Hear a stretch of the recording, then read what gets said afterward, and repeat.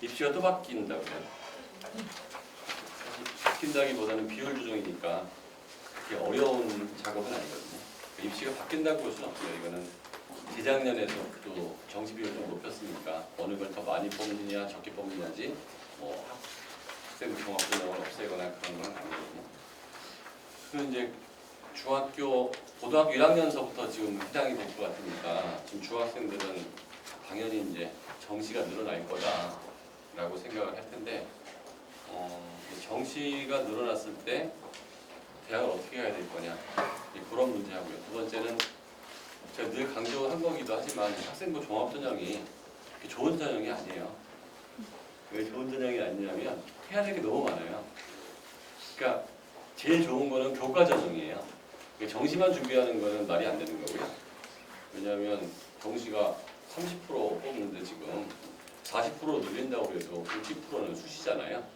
그러니까 수시를 준비 안 하고 정시만 보는 거는 재수생이 할 일이지 재학생이 할 일은 아니거든요. 그럼에도 불구하고 이제 정시가 왜 중요하냐면 정시 공부가 안 된 애들은 수시도 못 봐요. 왜냐하면 고등학교 올라가는데 정시 준비하랴 수시 준비하랴 이러는 친구하고 어떤 애는 수시를 공부하는 애하고 학교 성적이 차이가 날 수밖에 없거든요.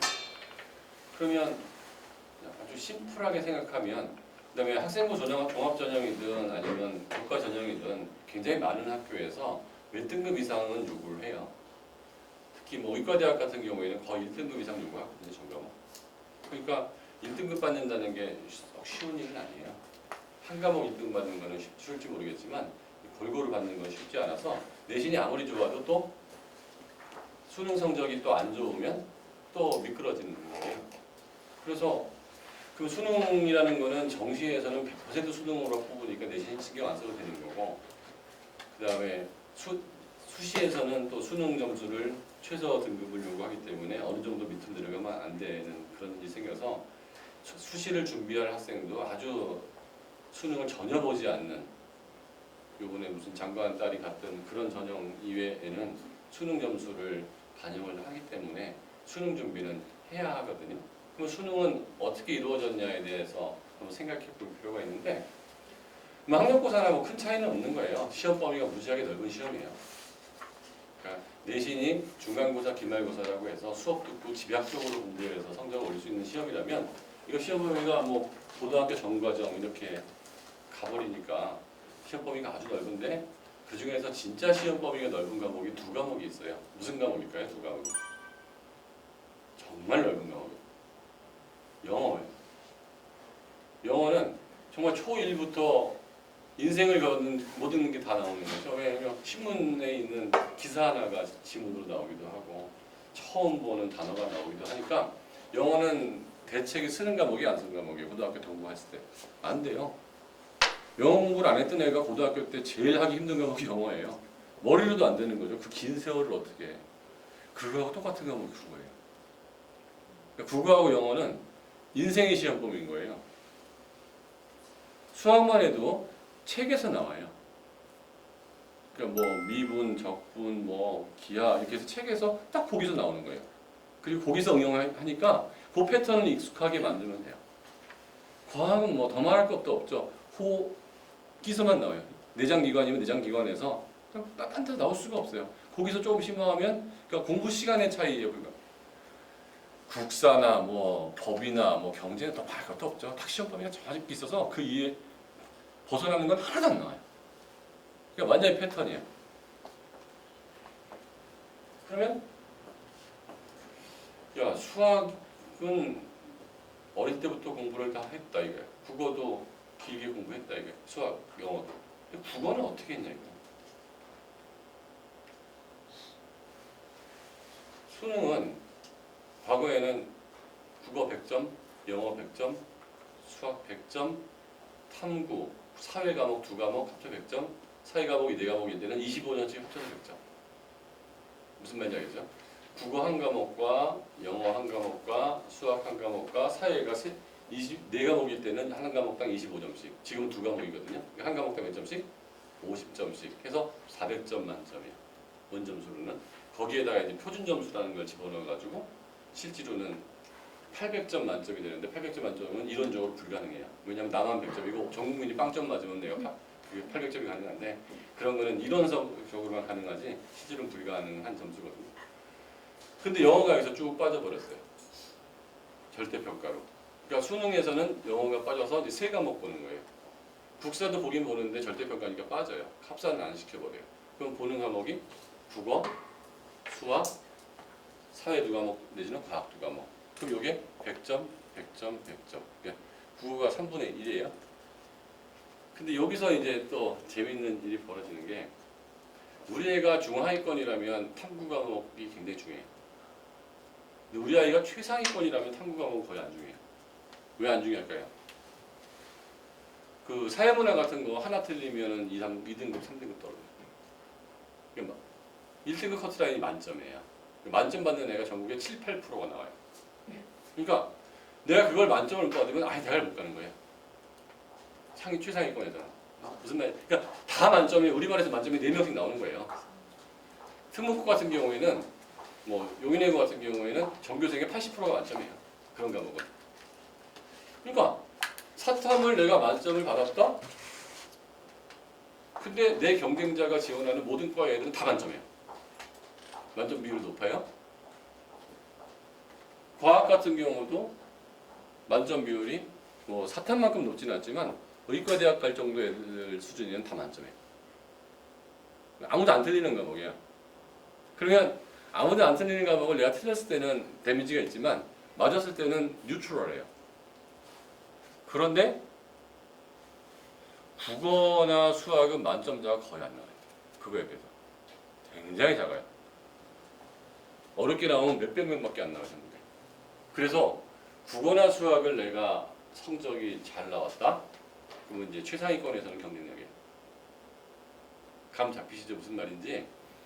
그런데 수학 공부는 정말 어릴 때 성대경시, 뭐 해법경시부터 시작해가지고 뭐 디딤돌에 무슨 뭐 하여튼 모든 신경을 다 써서 공부를 했고 영어도 영어 유치원부터 다 공부를 했잖아요.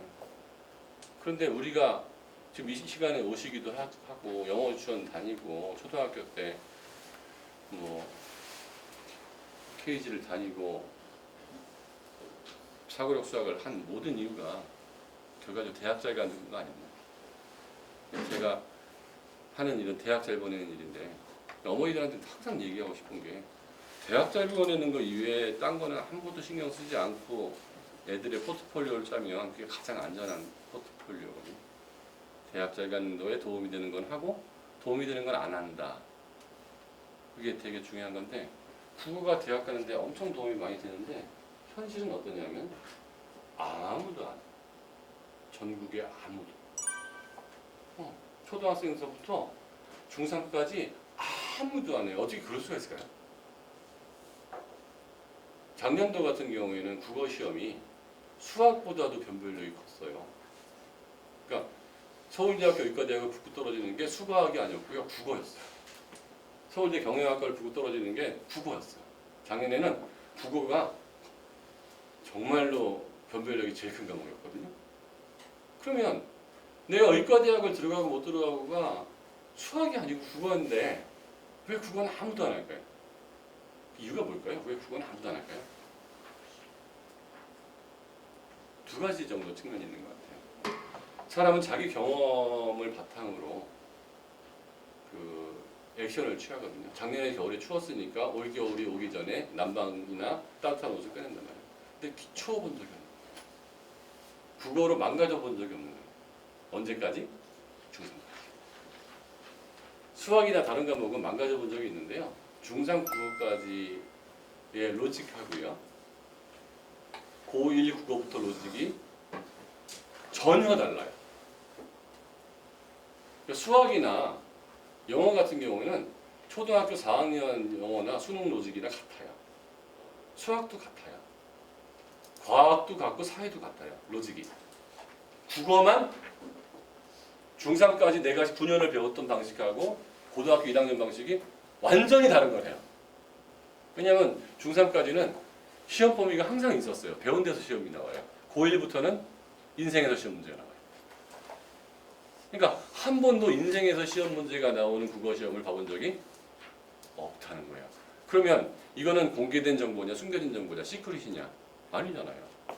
교육과정평가원이나 네이버에 2019 수능, 2018 수능 이게 치면 해설지와 더불어 그냥 시험 문제가 쭉 나오고 몇 개 틀리면 몇 등급인지가 이미 다 공표가 돼 있어요.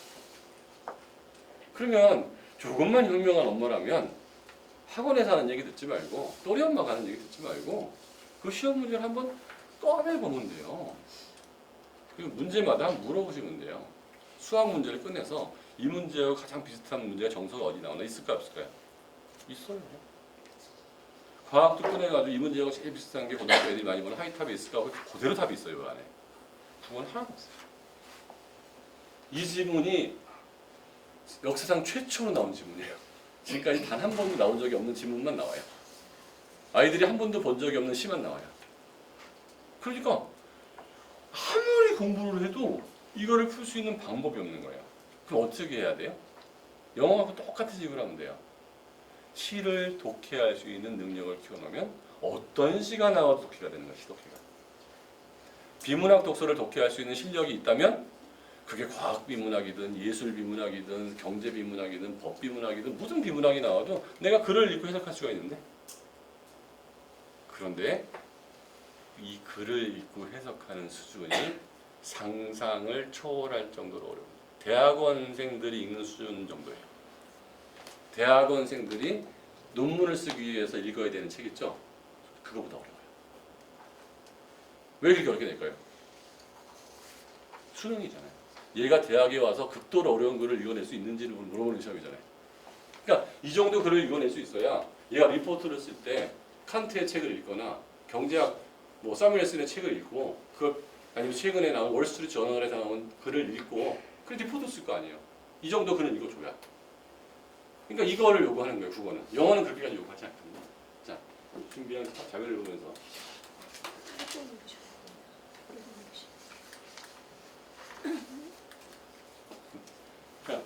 이제 제가 이번에 국어에 대한 책을 쓰고 있는데 상담할 때 물어봐요. 초등학교 아이 뭐 시킬 거예요? 이렇게 물어보면 아이가 원하는 걸 시킨대요.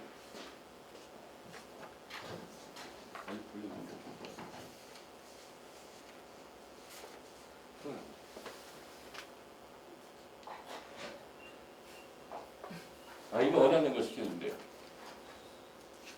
초등학생은 의사가 되고 축구선수가 되고 연예인이 되고 CEO가 됩니다. 중학교 엄마한테 아이 뭐 할까요? 이렇게 물어보면 우리 아이가 서울에 있는 학교는 가겠죠? 이렇게 물어봐요. 중학생은 이제 구체적으로 되고 싶은 게 없다고 얘기하죠. 왜? 가진 게 없으니까. 고등학교 엄마는 모르겠어요. 얘는 너 어디 갈 거니? 대답을 안 해요. 이게 현실이에요. 국어에 대한 생각. 국어 공부 어떻게 하느냐고 공부하는 거거든요. 왜 입시에서 국어 중요합니까? 그러면 아이가 책을 좋아한대요. 초등학교는. 이거하고 국어하고 뭔 상관이 있는지 모르겠어요. 국어 어렵냐? 국어 쉬워요. 중등 엄마 내신 국어가 장난이 아니고 어렵게 나오네요. 문법이 짜증나요. 고등학교 엄마 국어가 이렇게 중요한지 모르겠어요. 고등학생 어디서부터 손을 대야 하나요? 우리말인데 읽어도 도대체 무슨 말인지 모르겠어요. 이게 현실입니다. 아무리 해도 안 나오는 거예요. 이게 아까 한 얘기예요. 어머니들이 학력고사나 시험을 봤을 때 국어 시험과 지금이 완전히 다르다는 거를 클릭 한 번으로 알 수 있는데 왜 클릭을 안 해요? 한 번만 해보면 되는데. 그러니까 요새는 누구 얘기를 들을 것도 없잖아요. 그냥 클릭 한 번만 하면 알 수 있는 정보가 되게 많거든요. 국영수라고 해놓고 국어는 공부 안 한다. 분명 우리가 국영수가 중요한 과목이라고 해놓고 국어 안 한다. 입시의 왕은 수학, 입시 여왕은 국어인데 가끔씩 여왕이 더 세죠. 수학의 자리를 제가 넘어선다고까지는 얘기는 안 할게요. 국어가. 입시에서 수능에서 100%라면 수학이 약 40%쯤 되는 것 같아요. 국어가 35%쯤 돼요. 그리고 탐구가 25%쯤 된다고 보시면 돼요. 그리고 영어는 2%, 1%, 국사는 0.2%. 왜냐하면 국사 만점자는요, 전 국민의 한 30% 정도 돼요. 그러니까 눈 뜨고 있으면 다 만점이에요, 국사는. 그냥 국사를 만점 못 받은 애들은 그냥 자는 애들이에요. 그러니까 5등, 4등급 바깥에 애가 국사를 만점 받는 거기 때문에 영어는 어떻게 되느냐. 서울대학 같은 경우에 감점제인데 영어를 100점 맞은 애고요. 아무리 그래도 서울대 원서를 했으면 70점은 맞겠죠. 초등학교 6학년도 수능 70점 나오거든요. 70점하고 3점 차이예요. 국어 한 문제 차이. 영어를 100점 맞은 애하고 70점 맞은 애하고, 그러니까 영어를 전혀 못하는 애가 70점 맞을 거 아니에요. 대부분은 80점대 나오거든요. 한 반의 절반 정도가. 그러니까 1점 차이 나요. 영어는 아주 전국에서 영어를 제일 잘하는 아이가 그냥 책은 읽을 수 있어요가 1점 정도 차이 나요. 어마어마 아무것도 아닌 거죠, 차이가. 그러니까 변별력이 없을 뿐만 아니라 내가 원서를 내는 곳에서는 모두가 만점이에요. 영어는. 아무도 만점 아닌 사람이 없어요. 그런데 재작년에 영어 50점짜리가 서울대 합격했잖아요. 영어 50점 맞고 정시로 서울대 합격한 거예요. 왜? 감점이 4점밖에 안 되니까. 얘가 뒷깎이로 공부를 했는데요. 영어를 아예 안 해버린 거예요. 왜? 영어 공부할 시간이 없잖아요. 늦게 무슨 뭐 언제 다 나와요. 그러니까 영어를 빼놓고 국어, 수학, 과학만 한 거예요. 서울 공대에 합격했다는 거예요. 그럼 영어 안 되는데 어떻게 하냐고? 들어가서 하면 되지. 그러니까 붙고 나서 뭐 한 학기 휴학을 해서 영어 파고다 어학원을 다니든 만약 독학을 하든 아무것도 안 하고 6개월만 영어 하면 그래도 어느 정도 공대 영어는 할 수 있지 않겠어요? 나중에 유학 같은 거 가는데 문제가 있겠지만 그 다음에 이제 뭐 영어 많이 안 쓰는 데 취직하면 되죠. 어쨌든 서울대 공대 들어오잖아.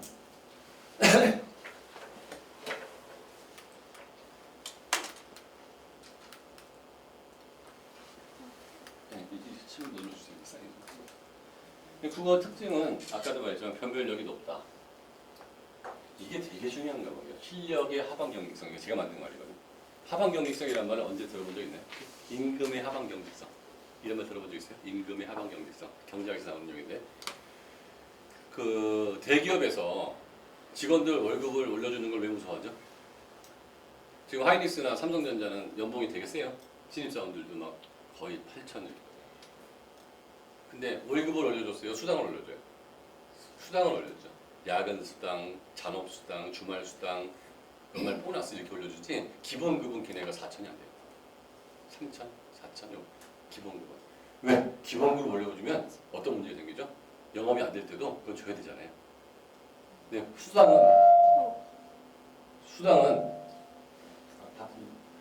수당은 올려줬던 거를 수당의 지급 사유가 없어지면 내리면 되는 거잖아요.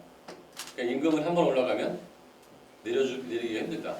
그 하방 경직성이라고 해요. 올라가는 건 쉬운데 내리기가 힘들다. 그래서 임단협할 때 기본급 올리는 거에 대해서 굉장히 민감해요. 왜냐하면 회사가 늘 좋은 건 아니니까. 지금은 줘도 되는데 나중에는 안 좋을 수 있습니다. 실력이 한번 올라가면 안 떨어지는 거를 저는 실력의 하방 경직성이라고 합니다. 가장 큰 과목이 국어하고 영어예요. 그러니까 국어하고 영어라는 과목은 시험 범위가 50페이지까지 보는 중간고사는 다음 달이 되면 다 까먹겠죠. 근데 얘 어휘력이나 독해력이나 문법 실력이 한 2달 지났다고 해서 급격히 떨어지진 않아요. 이것도 뭐 몇 년간 안 하면 떨어지겠죠. 그래서 도대체 어느 과목을 먼저 공부를 해야 될 것이냐라는 문제가 생겼을 때 이게 선택의 문제거든요. 하방 경직성이 높은 과목을 먼저 해야 될까요? 외우면 까먹는 과목을 먼저 해야 될까요? 하방 경직성이 높은 과목을 먼저 해야죠.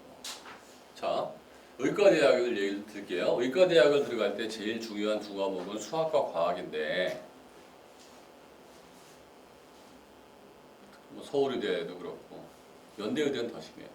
연대의대는 수학과 과학에 50% 가산점을 주거든요. 서울대학교는 수학에만 가산점을 주고 과학에는 가산점을 주고. 그러니까 뭐 가산점이 없는 학교들도 많아요. 근데 그럼에도 불구하고 수학은 의과대학을 들어갈 때 중요한 과목인데, 과학은 변별력이 좀 떨어진다고 했는데 뿐만 아니라 하방 경직성이 없어요. 공부를 아무리 많이 해놔도 몇 개월만 지나면 지난번에 만점 받았던 애가 3개월만 과학을 손을 안 대고 다시 시험을 지면 1등급도 힘들어요. 왜? 다 잊어버리는 거죠.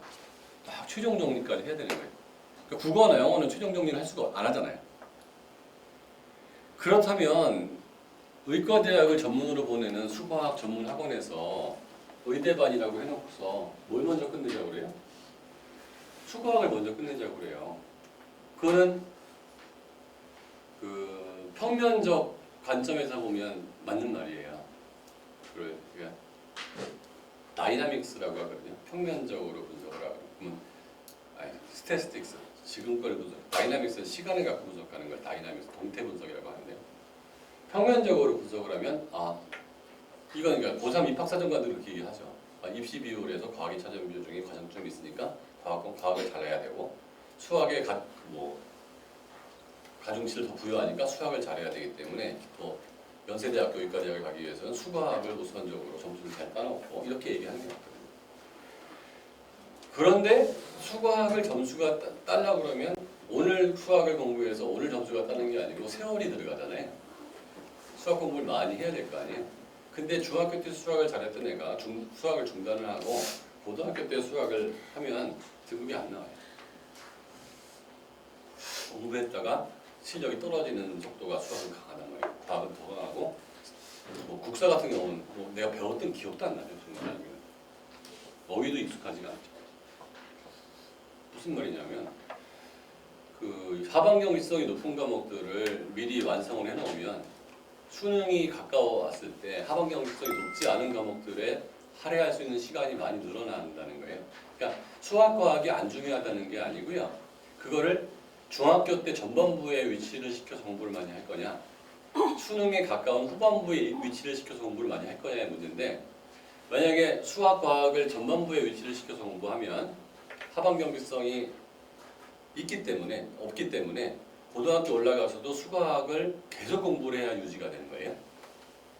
근데 국어하고 영어를 제대로 많이 안 했다면 수학과학을 제대로 공부해야 되는 시점에 국어와 영어를 공부하면서 수학과학을 같이 공부해야 되는 일이 생기면 얘는 수학과학에 들어가는 에너지와 시간을 많이 할애할 수가 없다는 거죠. 그런데 국어하고 영어는 실력이 하반경직성이기 때문에 실력이 한번 올라가면 떨어지지를 않아서 타치 정도 하면 되거든요. 저는 일주일에 1회 정도 영어, 1회 정도 국어. 그러니까 일주일에 하루 정도는 국어하고 영어에 시간을 써서 주말에 한 반나절을 할애해서 국어 3시간, 영어 3시간 정도를 할애해주고 그것도 감은 잡아줘야 되니까 나머지는 온통 수학을 할 수 있으면 되는 거예요. 그래도 이 국어, 영어 실력은 안 떨어져요. 수학의 성적이 올라가거나 안전하게 될 가능성이 있거든요. 그래서 입시 공부 순서는 영어 제일 먼저, 두 번째 국어, 세 번째 수학, 탐구 순서예요. 요게 하반경직성이 가장 높은 순서부터 낮은 순서로 가거든요. 근데 이거를 먼저 하는 사람들이 수학을 99.9%예요. 영어는 다소 먼저 하는 사람들이 있으니까. 근데 영어는 입시에서 변별력이 떨어져가지고. 근데 영어는 왜 해야 되냐? 수능에서는 변별력이 없는데요. 내신에서는 여전히 똑같이 변별력이 있어요. 5단이거든요. 영어도 5단위, 국어도 5단위, 통합사회도 5단위, 뭐 이렇게 5단위예요. 그러니까 내신에서는 변별력이 그대로 존재하기 때문에 내신 영어 외우면 되냐? 실력이 없는 애는 내신 영어 그것도 안 외워져요. 여러분이 지금 아랍어를 외우라고 하면 외울 수 있겠어요? 뭐 읽고 해석이 되고 단어를 알아야 그나마도 외워지는 거지. 게다가 내신 영어에서도 학교가 좀 센 학교는 시험 범위 바깥의 거를 10% 20% 출제해요. 왜냐하면 시험 범위 내에서만 출제하면 애들이 문장을 다 외워버려서 거의 만점자가 나올까봐 학교에서 배우지 않는 그냥 뭐 책을 더 준다든지 아니면 수능에서 문제를 찾아서 문제를 출제하기도 해요. 취지는 수능형 문제를 익숙하게 만들어준다는 취지인데요. 그런 취지 플러스 학교에서는 동점자가 많이 나오면 등급 처리가 불가능하거든요. 만점자가 많이 나오면 1등급을 다 주는 게 아니고요. 1등급이 없는 걸로 바뀌는 거예요. 아래 등급으로 다 포함시켜버려요. 그러니까 학교에서는 어떤 식으로든 동점자를 안 만들어야 돼요. 그래서 딱딱 떨어지게 만들어야 되거든요. 그래서 미리 공부해서 완성할 수 있는 과목이고요. 그 다음에 언제부터 공부할 거냐. 이게 이제 지금부터 해야 될 건데요. 일찍 하셔야 돼요. 이거는 영어하고 똑같다고 생각하시면 돼요. 영어 요새 언제부터 공부하죠? 4살부터 하죠, 4살부터 영어 A, B, C 보고 뭐 말을 듣고. 근데 사실 국어 공부 언제부터 시작했죠? 0살부터 시작한 거예요. 엄마 해봐. 엄마. 그죠? 기억, 니은, 신기한 한글나라에서 기억년도 배우고, 그죠? 유치원에 자기 이름도 배우고, 책도 읽고, 동화책도 읽고, 뭐 여기저기 전집도 사주고, 다 국어 공부예요. 그런데 그거는 넓은 의미의 국어 공부고, 딱 일주일에 하루만. 수능을 잘 보는 국어 공부를 스타트하자는 거죠. 일주일에 하루 1시간 반 완벽하게 국어 만점 만들 때 완벽하게 딱 하루만. 저 사람들 말대로 해서 안 되면 어떻게 하지? 보험이라고 생각하고 100% 해줄 테니까 100% 하루 일주일에 딱 하루. 그리고 초등학교 때 이번에 제가 국어에 관련된 책을 쓰고 있는데 꼭 읽어보시고요. 어느 정도까지 자세히 쓰냐면 2학년 1학기 1단원에서는 뭐 할 것, 2학년 1학기 2단원에서는 엄마 나한테 안 오면 뭘 해줄 것, 요때 외워야 될 것, 이거 다 제가 초등학교 과정은 공통 과정이니까 6학년 2학기까지 다 써놨어요. 언제 나와요? 네? 언제 나와요? 2월 달에. 근데 걱정해요. 이렇게 자세하게 쓰면 안 읽을까 봐. 엄마들이 원하는 게 진짜로 러프한 건지 이렇게 자세한 건지. 심지어는 어떻게까지 써놨냐면요. 초등학교 졸업 전에 꼭 알아야 돼 국어음악. 그거를 딱 예문을 딱 만든 거예요. 초등학교 졸업 전에 알아야 될 존칭사용법.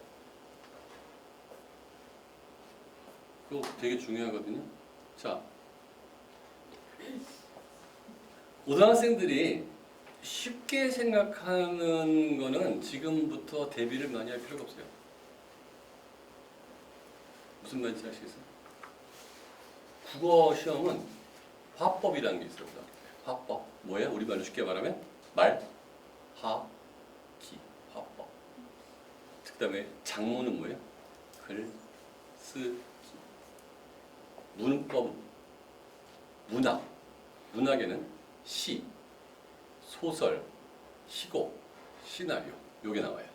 수능에. 그 다음에 고전문학. 홍길동전, 시조 이런 고전문학. 관동별국 같은 거. 문학에는 요 5가지가 여기 나와요. 그 다음 비문학 독서. 여기에는 뭐 어려운 글 읽고 해석하기. 문학이 아닌 논설문, 설명문. 요게 수능이에요. 그리고 각 문제가 나오는 번호도 똑같은 문제 배치대로 나와요. 요번에는 비문학이 4번에 나오고 그런 거 없어요. 처음에 1번은 화법이고요. 2번은 작문이고요. 첫 번째 문단 덩어리는 세 번째는 문법 나오고 문법 끝나고 문학 나오고 비문학 나오고 이렇게 나오는 거예요. 항상 똑같은 패턴. 추억도 그렇게 나와요. 첫 번째 문제에서부터 마지막 문제까지 그 위치에는 고교만 계속 나와요.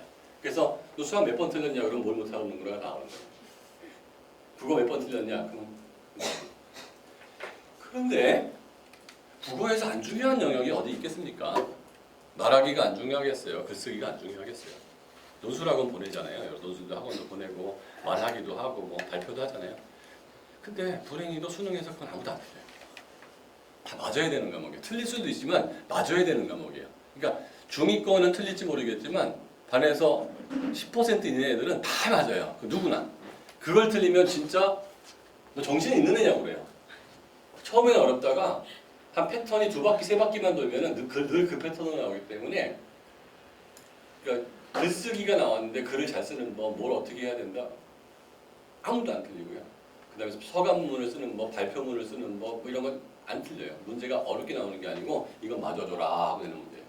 그러니까 제가 초등학교 국어를 해설할 때도 거기에 만약에 뭐 발표, 남들 앞에서 발표한다. 그럼 거기 뭐라고 써놨죠? 제 책에? 인생에선 중요하지만 수능은 안 나온다.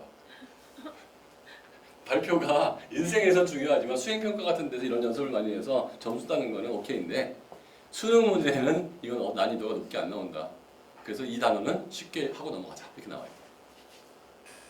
무슨 뜻이겠어요?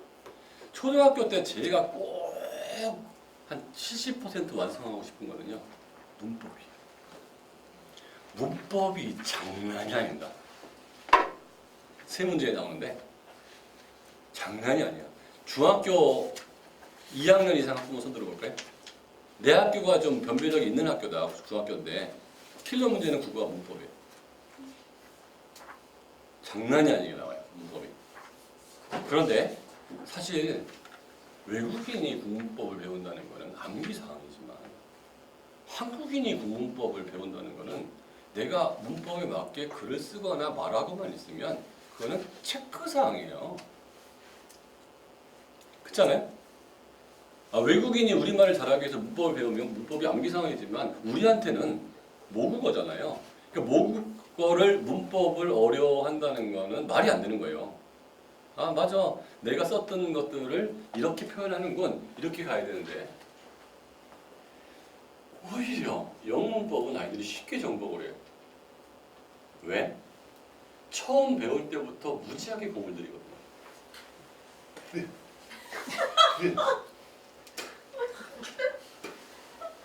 이거 엄청 공들이잖아요. 우리말 발음이 제가 수업 시간에 해보면 이건 말이 개판. 저는 그래서 애들한테 계속 읽기를 계속 지적질해요. 왜? 생활 속에서 배우는 게 최고거든요. 애한테 예절 교육을 정말 잘 시켰어요. 걔는 수능 문법에서 가장 어렵게 나오는 것 중에 하나가 존칭입니다. 존대. 장난이 아니에요. 어려워요.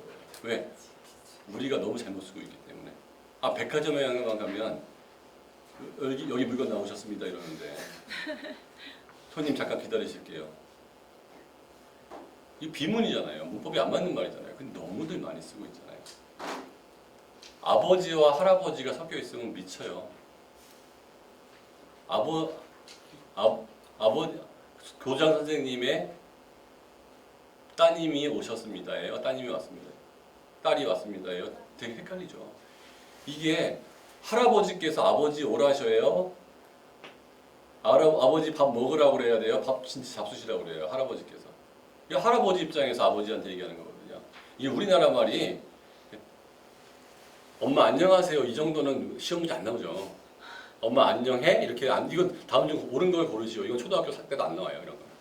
근데 여기서 살짝 상대 존칭, 주체 존칭, 객체 존칭, 섞어 존칭으로 딱 들어가 버리면 장난이 아니거든요. 이거 암기상으로 하면 정말 힘든 건데요. 제가 예문을 10문장을 만들었어요. 요거밖에 없는 거 10문장밖에. 요 10문장이 헷갈리는 거야. 그럼 어머니들은 10문장을 외워놨다가 아이가 10문장에 있는 대로 하면은 맞네. 10문장이 아니면 그때그때 교정해 줍니다. 할아버지가 아버지를 부를 때는 그렇게 부르는 게 아니야. 이게 상대 존칭이거든. 이렇게 얘기할 필요 없죠.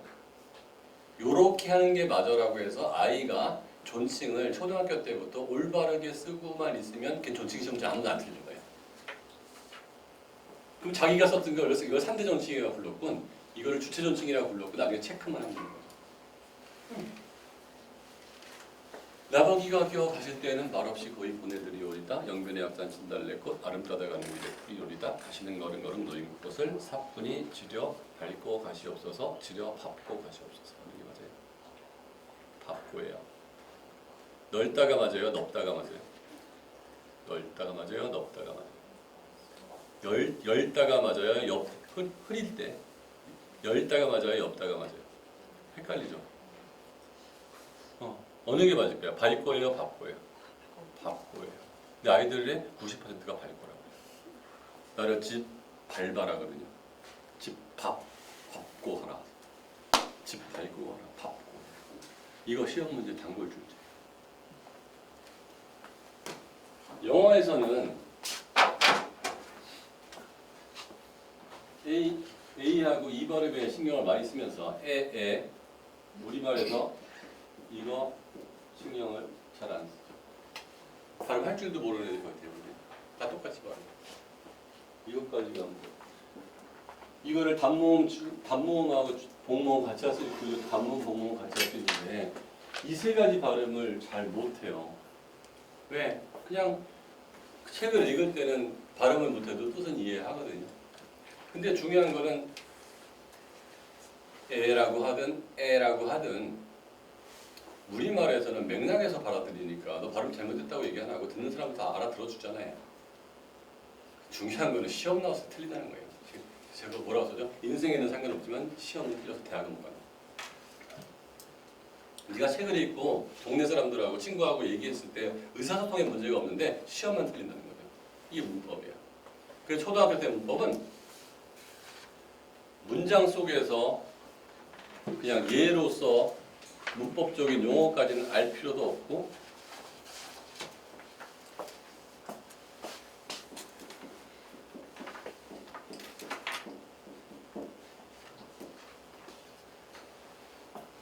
소 뭐예요? 태 소 단 소단 소단 소치 야 티 끝이라고 하나 있어요. 티 끝이에요. 우리만 이렇게 기억력도 모르는 거예요. 이 세 가지가 변하는 이유가 구개어마 뭐 끝소리 법칙 여러 가지 문법상 법칙이 있거든요. 이거를 초등학생이 알 필요가 없죠. 이게 제일 어려운 거예요. 왜? 디귿으로 바뀔까? 하나는 치읓으로 바뀌고 하나는 티읕으로 유지됐는데 하나는 왜 디귿으로 바뀔까? 선역, 동역, 선역, 선역의 선역해 뭐예요? 선역해 선역히 티읕이 디귿으로 바뀌는 거는요. 이거를 실질 형태소라는 문법적인 용어를 써요. 이건 고등학교 때 그런 표현에서 실질 형태소. 그러니까 의미가 있다는 거예요. 형식 형태소는 의미가 없는 거예요. 형식 형태소라는 것은 조사 같은 거. 얘만 딱 띄워놓으면 아무것도 안 되잖아요. 근데 아는 의미가 있어요, 없어요? 인. 아래, 위 의미가 있어요, 없어요? 아래, 위. 그러니까 그러면 소, 아래, 소, 뒤 이렇게 있는 거예요. 무슨 말인지 알겠습니까? 의미가 있는 단어가 오면 디귿으로 바뀌고요. 의미가 없는 단어에서는 티읕이 유지가 되고요. 이는 치읓으로 바뀌는 거예요. 두 개만 바뀌는 거예요. 그런데 이거는 고등학교 때 의문론에서 배우면 돼요. 근데 얘가 발음 올바르게 하고 있으면 아 이게 내가 그렇게 발음했던 거를 이런 이유였구나. 그때 체크사항인데요. 그거를 올바르게 발음을 못했으면 이게 장난이 아니에요. 반드시 깨끗이 천천히 이것도 장난이 아니에요. 이거를 그다음에 되어 여러분 문자 메시지 되어 잘못 쓰는 사람 많죠? 이것도 장난이 아니에요. 올바르만 자꾸 써버릇하면 하나도 문제가 안 되는 거예요. 초등학교 때. 근데 그때 차근차근 쌓여놓으면 올바른 바른 생활. 인사 잘하는 아이 대학 잘 간다. 제가 계속 예절 바른 아이 대학 잘 간다. 왜? 존대가 시험 문제로 나오니까. 국어 발음 별로 안 중요한 것 같지만 이게 몰아서 고등학교 때 한꺼번에 다 나온다고 생각해봐요. 9년 동안 차근차근 생활 속에서 누가 교정을 해줬으면 이거는 하나도 암기사항이 아닌데 수능에서 가장 많이 틀리는 과목은 부분은 비문학 독해, 두 번째가 문법, 세 번째가 시. 나머지는 안 틀려. 안 틀리는 영역을 여러분들은 무지하게 하고 있죠. 뭐 하고 있죠? 글쓰기 틀린다고 해서 안 틀린다고 했어요. 아무도 안 틀리는 건데 노출하고 있는 거죠. 발표, 아무도 안 틀리는 거예요. 소설, 여러분들 애들 뭐 소설책 많이 국어실력 좋아한다고 그랬죠? 문학은 아무도 안 틀려요. 여러분들이 국어라고 하는 굉장히 많은 하는 영역들은 아무도 안 틀리는 영역에 엄청나게 노력을 보내고 있는 거예요.